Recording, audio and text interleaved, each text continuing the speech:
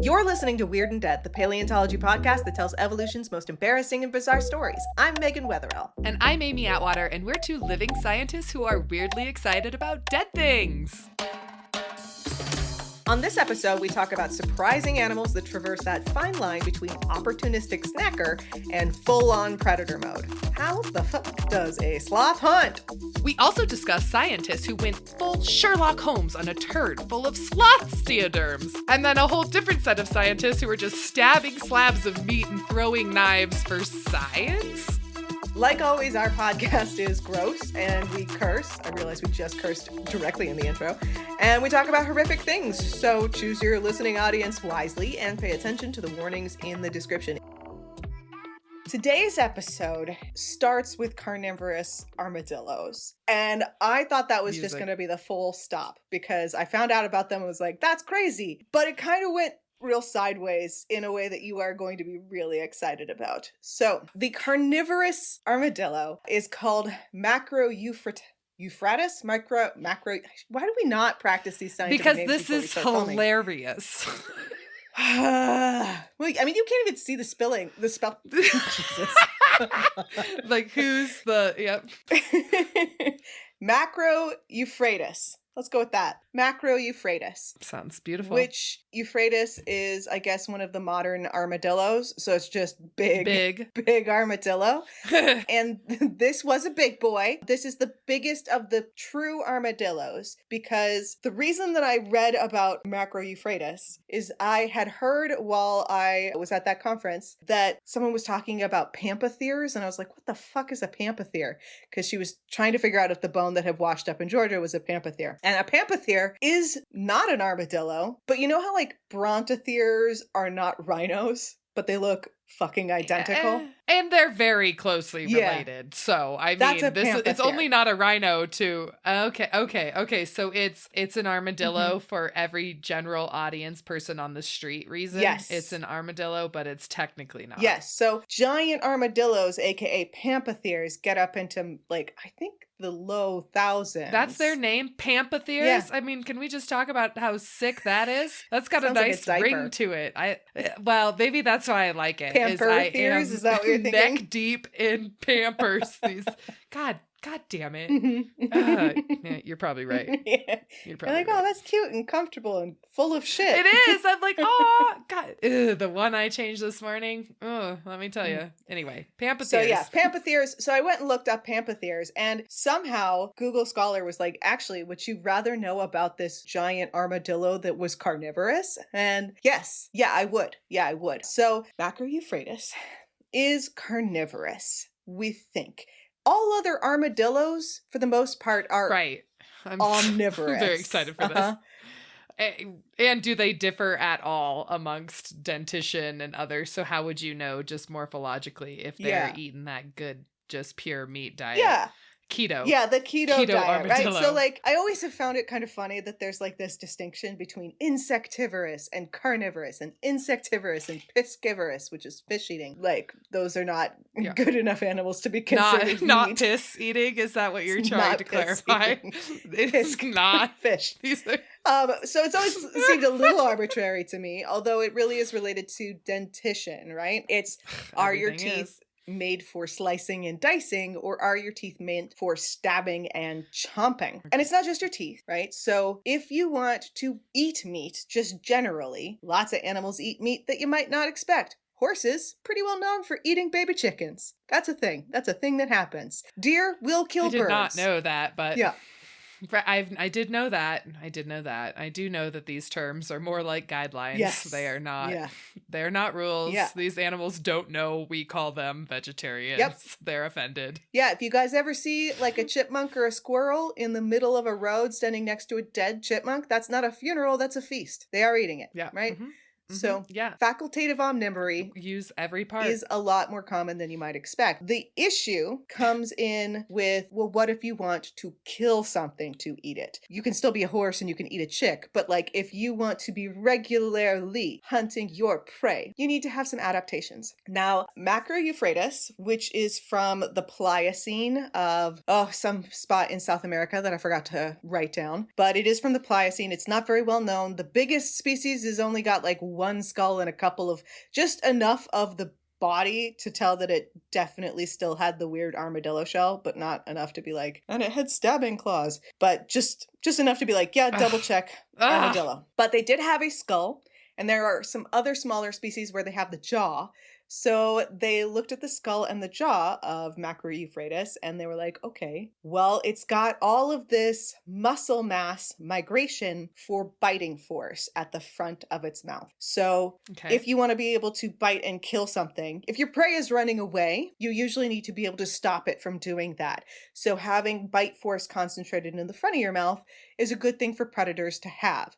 Meanwhile, herbivores tend to concentrate their bite force towards the back end because that's where they're doing the vast majority of their chewing. But they have to pluck that vegetation. They have to pluck it. What about the bite force there? But the bush doesn't try to run away. You don't know. The grass doesn't try to evade. It might. And if they miss, silent protest. They can go back for a second shot. No pressure. And they don't have things like saber teeth to conveniently just get a nice kill shot that will just get straight to the point. So they need to grab it. Yeah. Bite it. Okay.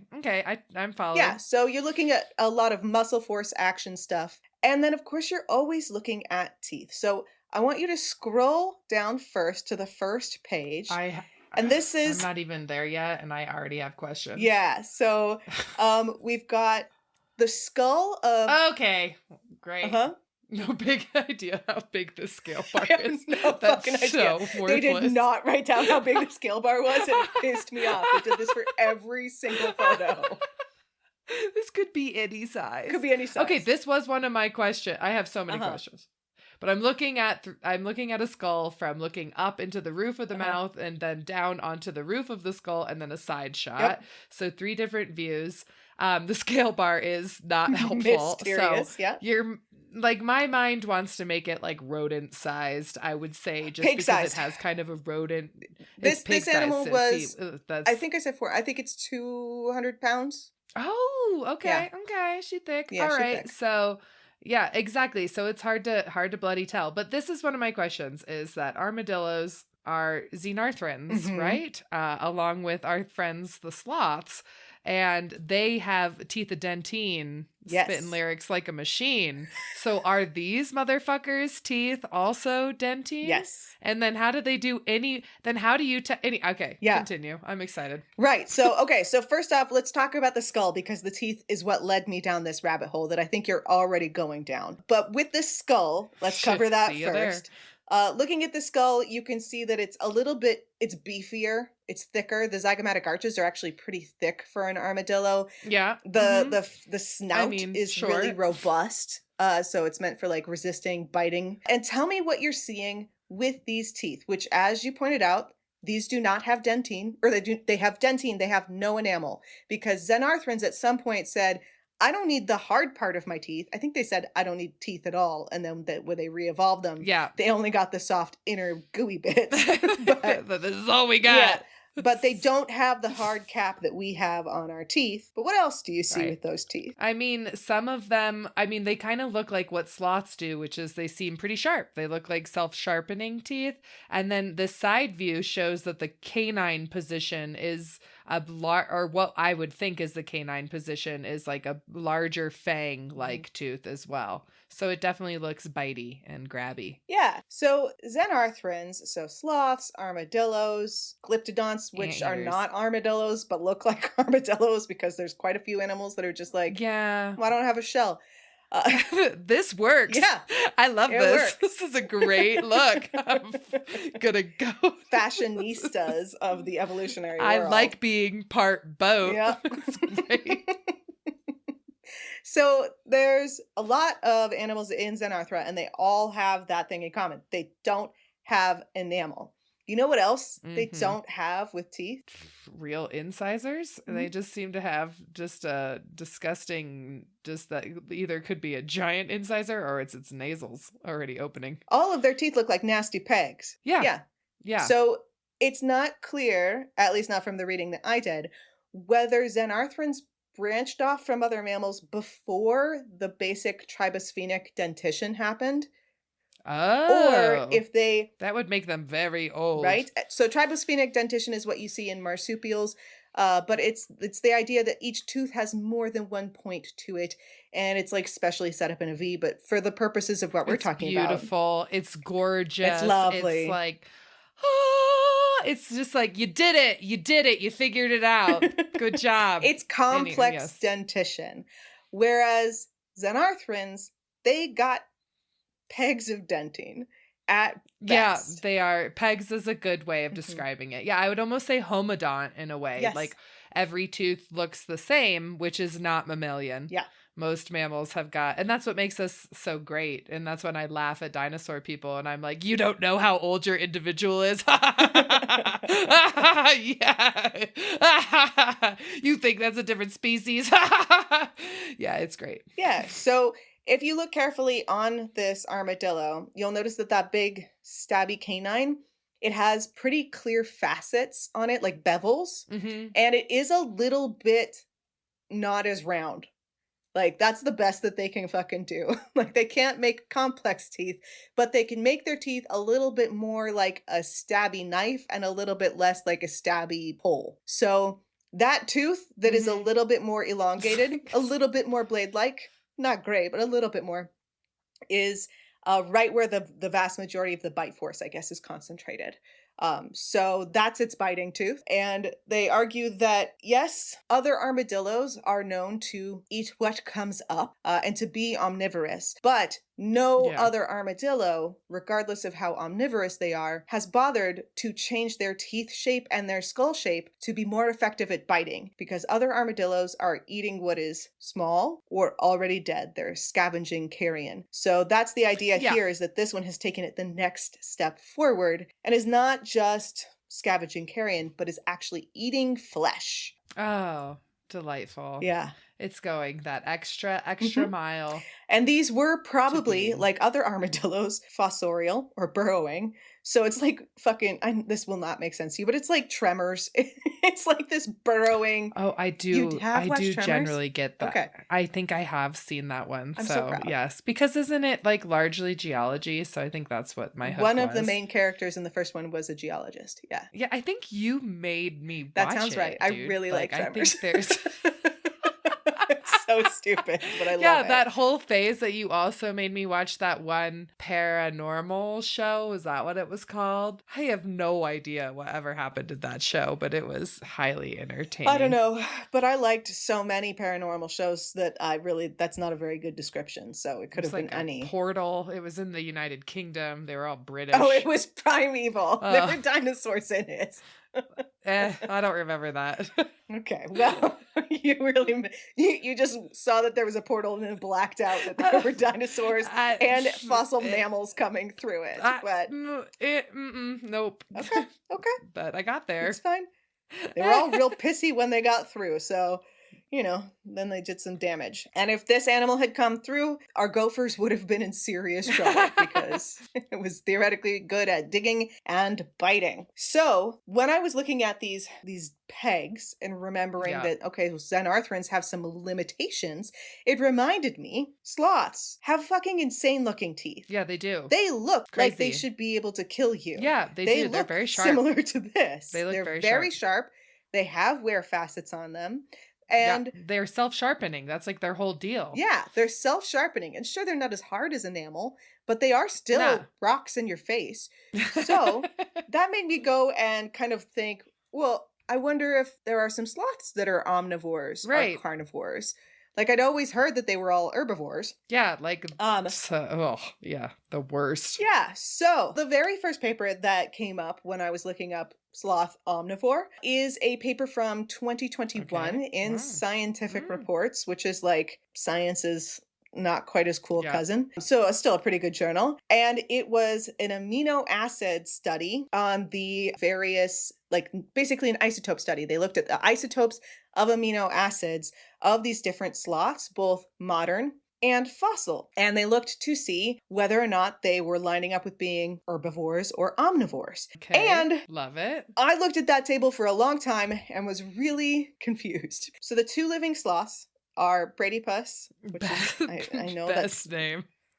Good job, God. Bradypus. And then Calopus, which, fun fact, when I wrote an episode about sloths for PBS Eons, I told them to say it as Chalopus because I just wasn't thinking, and they got genuinely upset with me because they thought that I was trying to make them sound stupid. Oh, like Calopus is so much better. I know, and I was like, oh, no, I guess I had been saying Chalopus, but you're right, it's probably Calopus. Don't ask me to explain Latin, go I guess. ask a goddamn sloth hunter. Yeah. I'm guessing just as much as you are. So anyways, Calopus, Chalopus, the 2-toed sloth. And Bradypus. That was also one that they analyzed. And Bradypus, the 3-toed sloth. So Bradypus. so stupid. There's no, like, now that I've said it so many times, I can't think of a different way to say it that doesn't sound stupid. But it's a stupid looking animal. So Bradypus. No, that just sounds like I'm trying too hard. Yeah. Like a person who travels to France for the first time and starts saying it croissant. Bradypus. Bradypus. So they looked at Bradypus and Nothrotheriops, and Bradypus and Nothrotheriops came back pretty similar as hardcore herbivores. And then Chalopus came back as not quite as herbivorous, and then Mylodon came back as slightly lower than Chalopus. And I was really confused looking at this because I was like, well, why are you saying, because the paper's title is Mylodon is definitely an omnivore. Like, okay, well, it's not that far off from Chalopus. Why do you think it's an omnivore? Amy, Chalopus is an omnivore. Oh my God. We never knew. So relatable. Yeah, I did not know that when we went down to Costa Rica to go pet some. Let's not talk about that trip. But yeah, Bradypus is a strict herbivore. Chalopus is omnivorous to the extent that they kept saying in the paper that this was a zoo animal that was fed an omnivorous diet. A zoo animal fed an omnivorous diet. So they, I guess, won't do very well in a zoo if you're not giving them some mermeat. What are they doing in the fucking wild? They go they don't move. They're asleep all the time. Are they just eating the moths that live in Something probably just crawls into their mouths, right? Like they have all those moths on them. Right, but that's I'm like, is that how that's how easy it is to be an omnivore? You just hang out with your mouth open and like meat. I mean, I guess. I should try. Oh, never mind. Not gonna finish that. They have like algae growing on them, so. Right. Yeah. Oh my God. So I came up with a little rhyme to help myself remember that does not apply to fossil sloths. I just got excited about it for modern ones. And that is, if the toes are 3, it only eats tree. So that's Bradypus. If the toes are 2, it might eat you. Mm-hmm. If you're slow enough and you fall into its mouth. But you have to stand there. Yeah. You have to stand there and put whatever meat you're giving. It makes sense, though. Chalopus are the mean ones. Oh, those are the butthole eye ones. You got buttholes for eyes. Yeah. And as a side note, they looked at amino acids from the hair of these animals, including the fossil ones, which just seems like the weirdest drug test ever. Like, okay, so I was like, okay, so wild. Mylodon is an omnivore. I wonder what else is out there. Chalopus is apparently an omnivore, and I never knew that. And so a kind of semi-side quest. Want more content and you don't want to wait? Or maybe you don't want to hear ads like this? Well, head on over to our Patreon for exclusive content, early ad-free episodes, and so much more. For only $5 a month, you can hear outtakes, exclusive episodes, and the stuff we cut for time. And also, the stuff we cut because it was just too much for the general public. Looking for fresh fashion with a science twist? Be sure to check out Geopetal Fabric, Megan's clothing company. These geek chic designs look fantastic and make for excellent conversation starters. Plus, get 10% off using code WEIRDANDDEAD. Head on over to geopetalfabric.com now. And so a kind of semi-side quest, I started looking at osteoderms because I got distracted and I was interested. Yeah, it happens. Yep. And a side quest took me to this paper on a coprolite full of osteoderms. And this is going to be relevant later. But I want you to because, go down. I mean, a good xenarthran does have the capacity for osteoderms. So Exactly. Yeah. So osteoderms are, it's bony skin. So armadillos have osteoderms. Pampathirs have osteoderms. Glyptodonts have osteoderms, and giant ground sloths have osteoderms. Tree sloths do not. They seem to have lost them secondarily. Oh, sorry, buddies. Hey, you want to guess how big those fucking scale bars are? Oh. This is poop I'm looking at, the scale bar. I hope that that's like an inch, which isn't usually what they use. Probably something metric. That's probably like maybe, I don't know, 2 centimeters, I hope. Maybe a centimeter. It's a great guess, and it depends on which panel you're looking at because the scale bar changes and isn't labeled accurately on there. And then they don't define it. I would have gotten chewed out for this. Yeah, hey guys, if you're gonna have a scale bar, write the number of how big it's supposed to be. So the poop, that scale bar is 3 centimeters. Okay. Yeah, so it's a pretty solid turd. It's good. It looks nice. It is classic turd shaped. You would not mistake it. If someone handed that to you, you'd be like, ew, gross. Yeah, so why don't you describe that classic turd to our audience? Yeah, we've got a nice cylindrical log here that's got a little bend in it, but then the other 2 shots are a zoom in at the different ends of the shit, and it is conglomeratic, I would say. Like it is... It's full of large clasts is how and they're pretty rounded. They're corn. Rounded. Yeah, it does. Someone did eat corn. Yeah. I know you don't remember, but you did. So yes. Very corn-like, very much. Yes. It's beautiful. Yeah. So one of the funny things about this paper is, I mean, they concluded that it was some sort of big predator that ate a sloth. Those are sloth osteoderms. They couldn't, I think, tell which ones. But this poop, they said in the highlight section, which is like above the abstract, it's more condensed, like pinpointy than the abstract. They said it was identified as a large carnivore coprolite through a multi-proxy analysis. Amy, can you guess what the multi-proxy analysis might have included? That guy looked at it, that guy looked at it, that guy looked at it, and they all said it looked like poop. I mean, fair. Yeah. So they all agreed it was poop. In fact, I didn't actually see that defended anywhere in the quick skim of the paper. But specifically for calling it a carnivore poop, they said, well, it's shaped like a tube. That's not the term that they used. Cylindrical, I think, is what they said. It's really big. And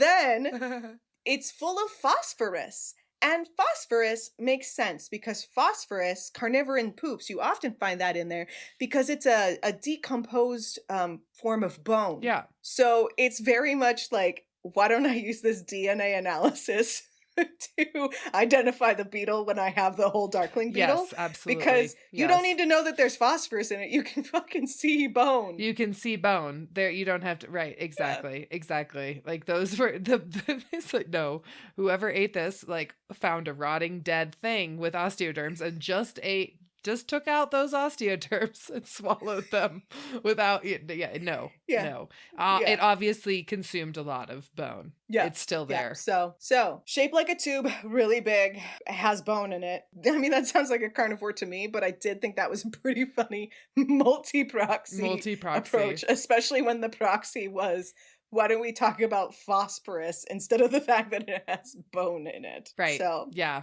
it's really going around the bush. Next analysis is going to be they're going to just go take a shit and they're going to eat a lot of armadillo and then go poop and be like, what does it look like? I kept looking, and this is about where I started to get back on track and simultaneously so far off of it. So I found a paper that said, okay, like there's some like variation in different sloths. They did notice that Mylodon had a little bit more bite force, so that kind of seems to match up with the fact that it seems to be omnivorous. And they also found that Megatherium had pretty insane bite force. like really strong bite force. Nice. Right at the tip of its mouth. Nice. And also, Megatherium, as it turns out, has a larger occlusal area of its teeth. So its teeth have more surface area.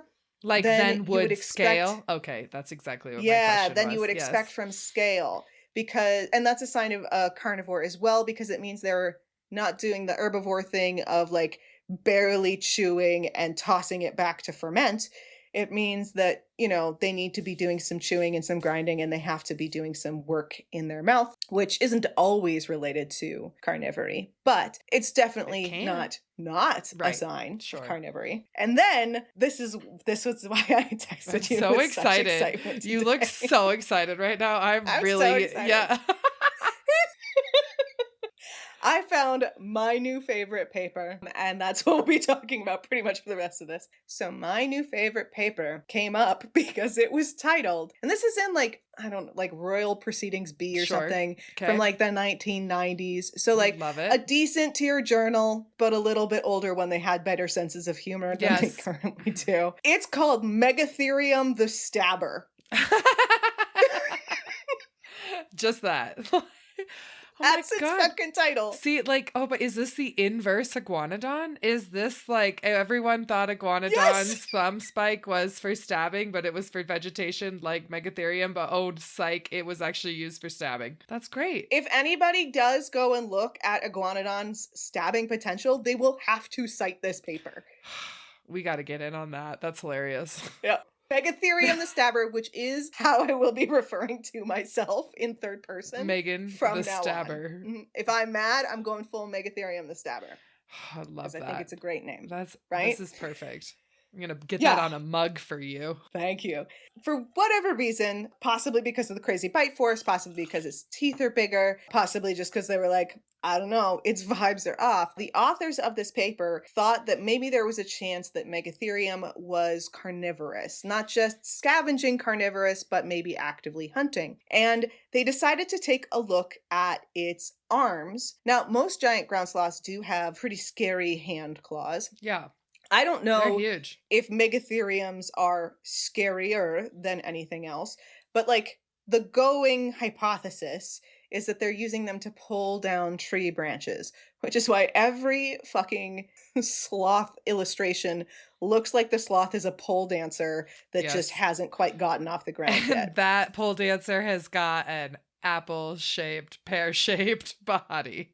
For sure. They got that huge apple-bottom jeans. Yes. Yeah, They're beautiful. Hilariously, their hips are beautiful. I have a stuffed ground sloth. I'll have to send you a picture afterwards. I have a stuffed ground sloth, stuffed animal, and I realized the other day that if I put it next to my lamp, it also looks like a pole dancer because its arm is up in the classic ground sloth pose.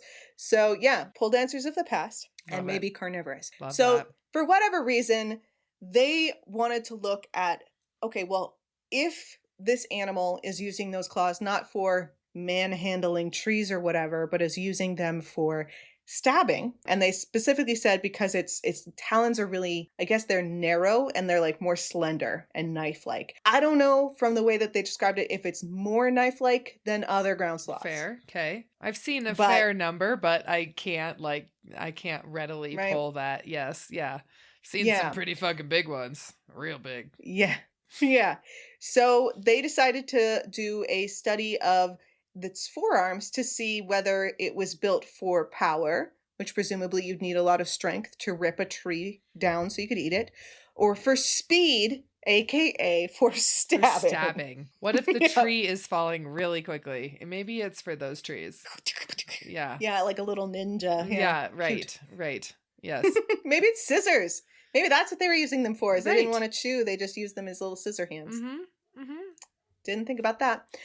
So they discovered that it was built for speed rather than for strength, and that it could have generated about 2,700 joules of force. And this is about where the paper descends into some of the stupidest sentences that I've ever read in my life.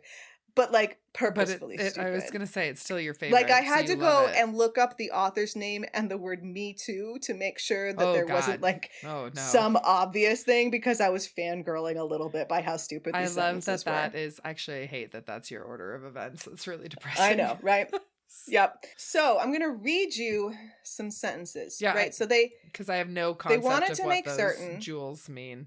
That's not. Yeah. They were like, well, we wanted to make certain that was sufficient to penetrate soft tissues. Also, just backing up, I should point out that this is the 90s, where I feel like this sort of thing was less frowned upon, where instead of just going to cite how much force does it take to cut meat, they were like, I know how to cut meat. How much force can I make? I'm a human being. How strong am I? Great. Wonderful. So, an experiment was done in which one of the authors, RAF, a 100 kilogram, 38-year-old male paleontologist with no special training in any sporting discipline, threw into the air an object of 1 kilogram up to a height of 2 meters by the actions of his right tricep alone. Gross. This is... So, I hate everything about that. That's terrible. Amy, it sounds like he's tossing knives in his kitchen for science. Yeah. His right tricep alone? Why didn't you just say I'm like, how do you... one-handed? I also just am like, what do you mean right tricep alone? I mean, that's also really hard. How did you freeze all the other muscles in your arm to make sure it was just the right tricep? And again, right, this is just ridiculous of just like, or it's one of these things where you're just like, oh shit, I don't know, we really need to have a source for this. Okay, Fred, take off your shirt and throw this knife in the air. Anyway, that's stupid. I hate that. That's worthless also. That's like freaking meaningless. So anyways, he figured that that's 20 joules of kinetic energy. So his sad, measly little arms could make 20 joules of kinetic energy. But he wasn't done. He wasn't done with the experiments. He's also way smaller than Megatherium, like by a lot. Yeah. The same subject, he was concerned that, okay, well, that doesn't necessarily tell you about meat, right? The same subject stabbed a 10-centimeter thick muscle of domestic cattle covered with fur with a kitchen knife, using, again, only the energy produced by his right tricep. Maybe he was fucking tired after throwing all those knives in the air. And he wasn't able...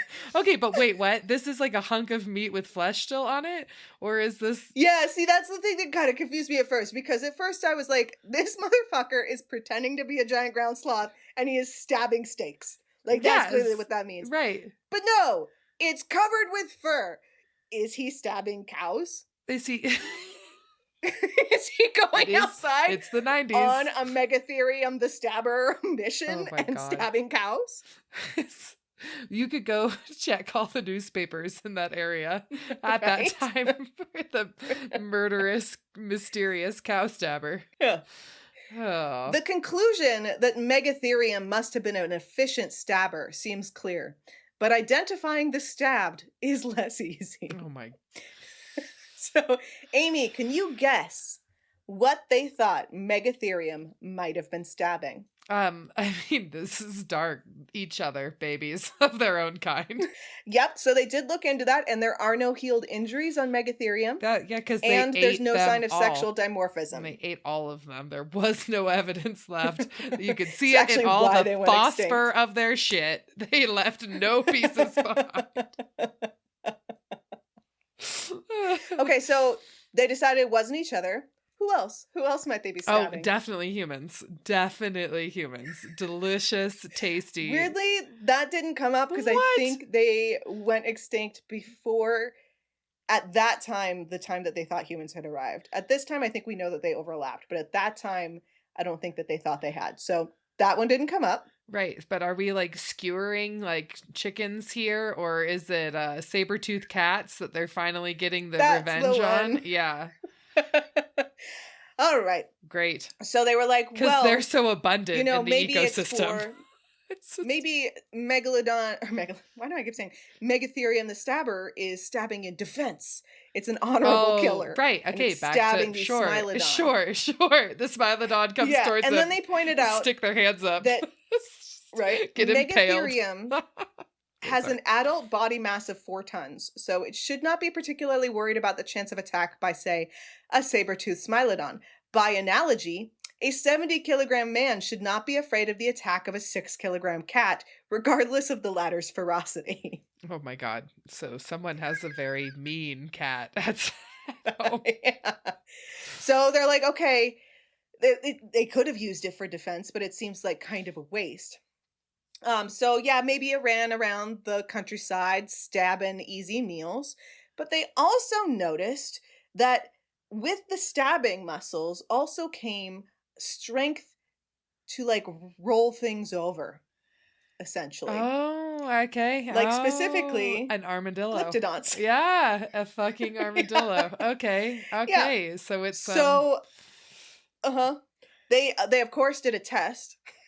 Again, the author RAF, who has no special training in weightlifting.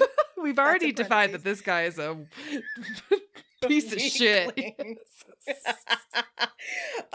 Lifted 40 kilograms by the action of both his biceps muscles. Oh my god. So not just one tricep. Not just one but tricep. both of his biceps.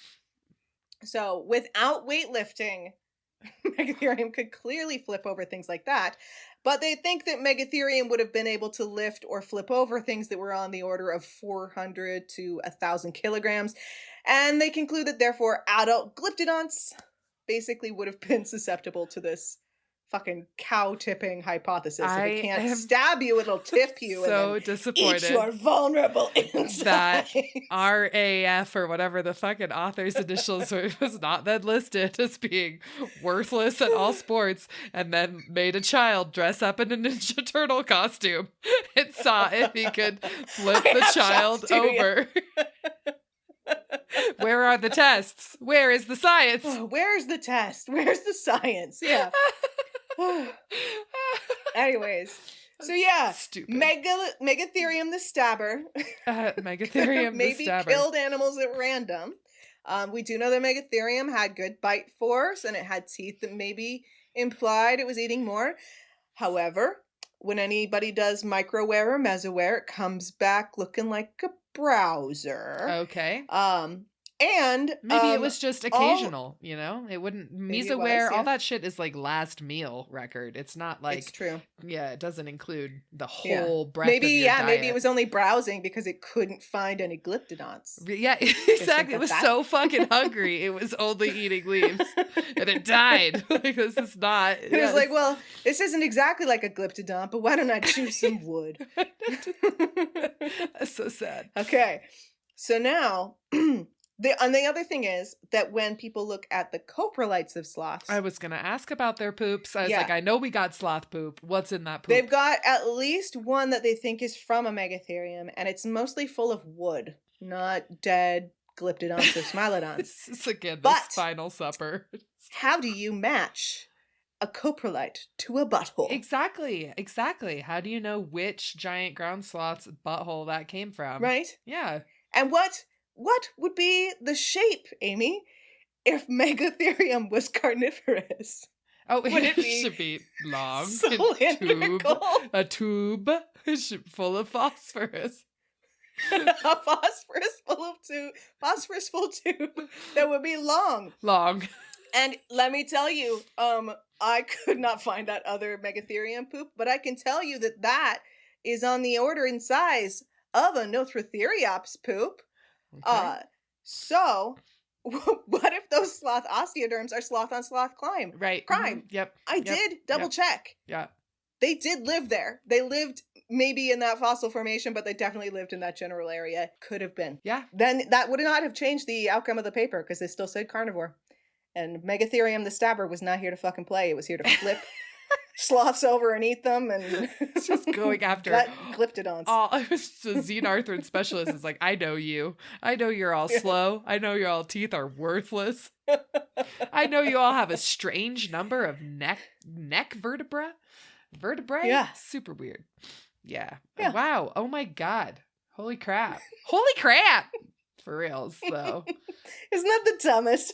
That's such Megatherium the Stabber. That makes me really, really happy. I have a picture I've been meaning to post of me with a Megatherium specimen at the London Natural History Museum. So now I'm going to make it about this. So you should. Oh, I did post a picture. The next picture is just coprolites of Nothrotherium since Nothrotheriopsis did have a tendency to poop in groups. There's a group latrine in Arizona. Aww. In Arizona? And it doesn't look the same, but Nothrotheriopsis, we know for sure from isotope analyses, was an herbivore.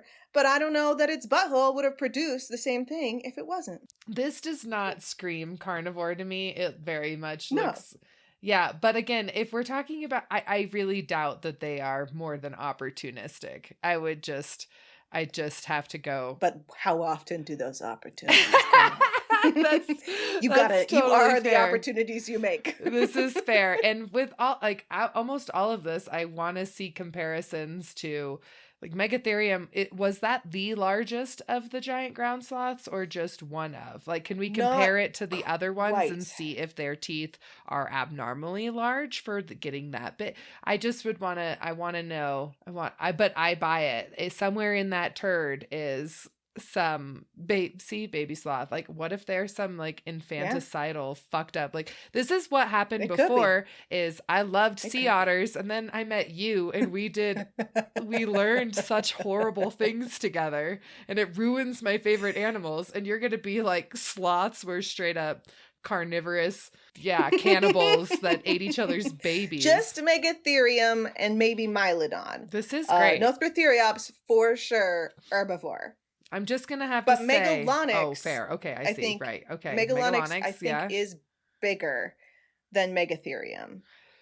It's been a while. But I don't know what its diet was because I just got real distracted by this paper and was giggling. You do know what this really means, right? We're not doing another rap battle. It's not happening. It obviously has to happen. This is an encore if I've ever heard... This is only if you dress up like fucking Sloth Edward Scissorhands. Sure, absolutely. Are chasing me through the woods. Absolutely. With pleasure. Absolutely. You know I would enjoy making a costume like that. I know. You made iguanodon hand costumes unprompted. I really wouldn't call that good though. But give me enough time. I did make that plesiosaur look. It was great. It worked out. Yeah, that plesiosaur was cool. It was perfect. Oh, hot damn, and hot meat. Mm-hmm. Nothing like xenarthrans says. It's stabbing cannibals. But hey, they get weirder every day. If they're not one of our like flagship animals along with fucking turtles, then nothing is. Xenarthrans are so weird. There's also now some evidence that Thalassocnus, or whatever the marine ones were, that they may have also had some adaptations for eating things like crabs off the seafloor, not just the seagrass. Wow. Yeah. Wow. You would think, wow. But it makes sense. That would be hard to do with sloths, dentine, though, man. Like, well, that would be. I mean, if it grows fast, I guess, but there's so many species of giant ground sloths, like these giant animals all living in the same general place, same general time. It makes sense that maybe some of them were dipping more into the omnivory stuff than we were expecting them to. Right. There's got to be some sort of niche partitioning happening here. Mm-hmm. And I mean, I know when I worked with an armadillo at a museum, whatever, that was also a weird thing I don't want to talk about, but we fed that armadillo a lot of bugs. That baby ate a lot of bugs. So I mean, but that's different than like flesh eating. That's just insectivory again. So your adaptations are different anyways. I think, jury's out as to whether it's morally different, but physically it is. And that's a wrap on season 3. Season 4 will begin airing for the public in maybe January, but it will be earlier on Patreon. And if you join now, you can get tons of bonus content, including a really deep dive on Cheddar Man and rigor mortis and how turtles can piss out of their mouths. And of course, all of the gossip that is so spicy, we can't air it outside of a paywall because we don't want to get sued. Plus a ton of outtakes and extras and live painting parties and all sorts of other things. Thanks so much for listening. We love making this podcast if you come and support us on Patreon. Not only will you get lots of good stuff and make sure that we can do things like pay our excellent editor, Maximilian Scott.